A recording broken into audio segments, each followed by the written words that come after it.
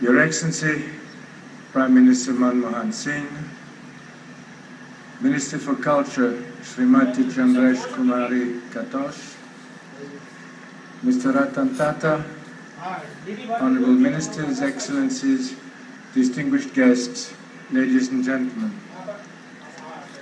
Let me first extend my special thanks to the Prime Minister, whose presence honors all of us. But there is another very important reason for me to salute the Prime Minister today. It was he who first recommended to the Aga Khan Trust for Culture that projects like this should be built on public-private partnerships. We heeded his suggestion, and today the great majority of the 20 similar projects we have undertaken are founded on public-private agreements. We're also pleased that so many friends, old and new, are sharing with us in this most significant ceremony, in this truly remarkable place. Among those whom we welcome with special gratitude are the generous partners who have worked with us over many years. Let me take this moment to offer a special, grateful salute to the Sir Dorabji Tata Trust and the Sir Ratan Tata Trust and its chairman, Mr. Ratan Tata. Thank you.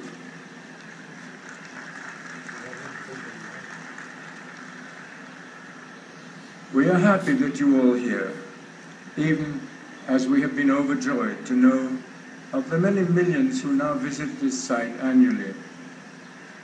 I understand that there has been a tenfold increase in visitors to the tomb complex since our restoration efforts began here more than a decade ago.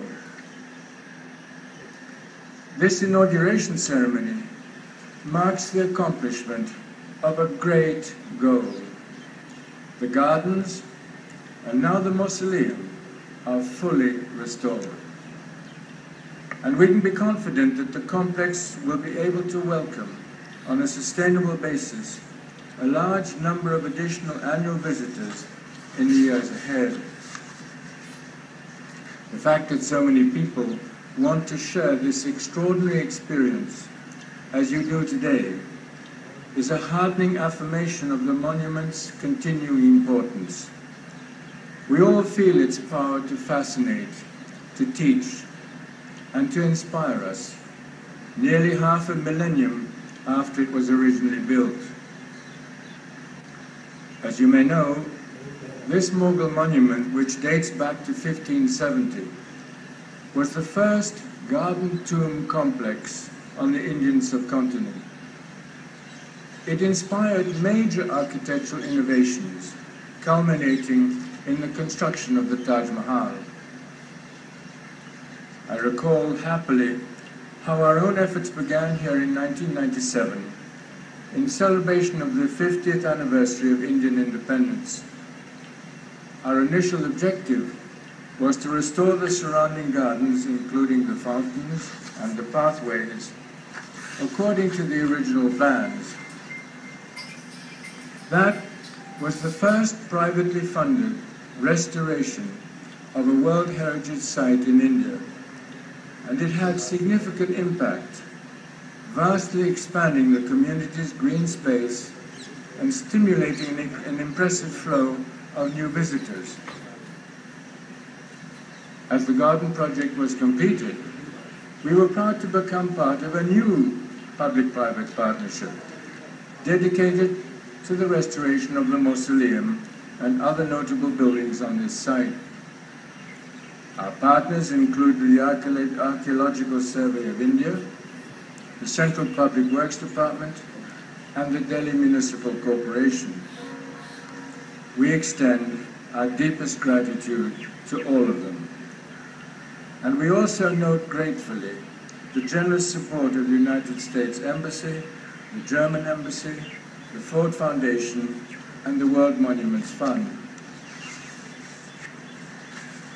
Over time, the restoration work has drawn not only on these supporting organizations, but also on many hundreds of highly skilled individuals from a vast array of disciplines, all working to recover here a grandeur enjoyed in past centuries and now, once again, a part of public life.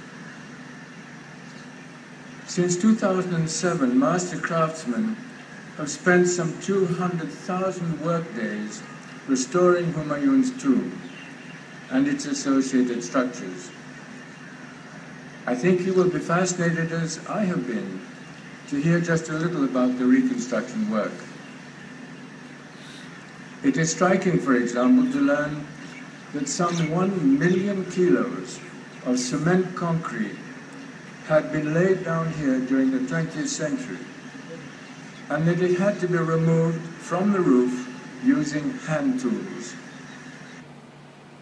Now, some 200,000 square feet of lime plaster had to be applied in areas where it had been lost or replaced with cement plaster that was already crumbling. Similarly, over 40,000 square feet of concrete had to be removed from the lower plinth of the mausoleum, and major 2-ton paving blocks had to be manually replaced. In addition, original decorative patterns have been painstakingly recreated, work that required the talents of master ceramic tile makers. Happily, practitioners of this art in Uzbekistan were able to come here to train young residents of the Hazrat Nizamuddin Basti, contributing not only to the beauty of this monument, but also opening new economic opportunities for these young people. But even as we observe the beauty that is evident within the Humayun complex, it is also important to situate this project within a larger context. We hope to link this monument to the adjacent 70-acre site of the Sunda Nursery, once a significant Sufi graveyard, and now being transformed into an archaeological park. We are planning new visitor facilities and an innovative interpretation center serving the two sites. These combined sites will create a heritage zone of unmatched scale, value, and visibility, a proud symbol of Indian history, featuring one of the world's largest concentrations of medieval Islamic buildings. This site is the largest of the 20 major projects developed in 9 countries by our Historic Cities program over the past decades. But cultural history is only one part of the story. A central premise of our work is that cultural enrichment and historic restoration can also be effective springboards for economic and for social progress. Rather than being a drain on fragile economies, as some once feared, investment in cultural legacies can be a powerful agent in improving the quality of human life. The impact of such projects can begin by diversifying local economies, expanding employment, and teaching new skills. And a continuing stream of visitors, properly guided and welcomed, can provide income streams far into the future, which can be further invested in economic growth. We've been encouraged by the impact of this project on the lives of some 20,000 inhabitants in the Nizamuddin Basti area. But we cannot assume that such favorable outcomes will emerge automatically from such work. They must be carefully considered and continually monitored. Here in Delhi, as elsewhere in our network, an intimate part of our program is what we call a quality of life assessment concerning the surrounding community, a measuring process that begins when a project is launched and continues long beyond its completion. In Delhi, this concern has led to a variety of initiatives in the core areas of health, education, and sanitation, including job training and access to microfinance. All of this is being done in close cooperation with local community groups, close partners in our work. The word partnership, in fact, could be the watchword of this celebration. What we honor today, above all else, is the spirit of partnership in which this work has unfolded. In my view, the ethic of partnership must be at the center of any successful project of this sort. Among other things, an ethic of partnership means that traditional separations between public and private domains must be set aside so that public-private partnerships can thrive as an essential keystone for effective development. The role of governments, including municipalities, is essential, of course, in providing an enabling environment for development. But the public sector cannot do this work alone. A creative mix of participants is needed. Corporations and development agencies, foundations and universities, faith communities and local community groups. The Humayun Tomb Project was the first public-private partnership for cultural heritage in Indian history.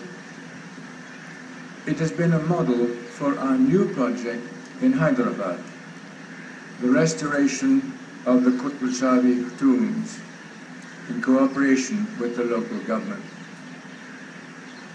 I believe the public-private partnerships can be an increasingly useful approach here in India and in other settings. India is one of the world's richest countries in terms of historic heritage, with 30 World Heritage Sites, including 24 cultural sites. They represent a patrimony that cannot be preserved by the public sector alone. Public-private collaboration will be essential.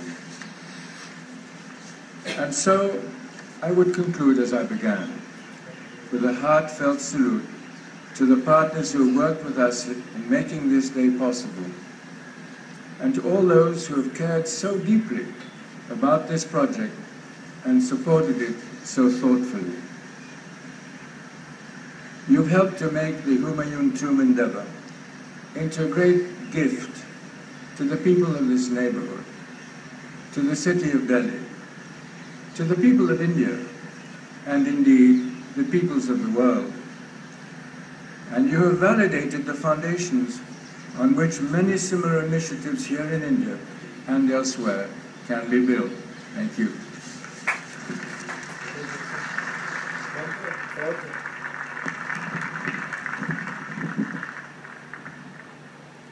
Thank you, Your Highness. Thank you for reminding us that the partnership with the Tata Trust, the Archaeological Survey of India, and the Aga Khan Trust for Culture has led to this model, which will hopefully be replicated at several sites in India and in Delhi.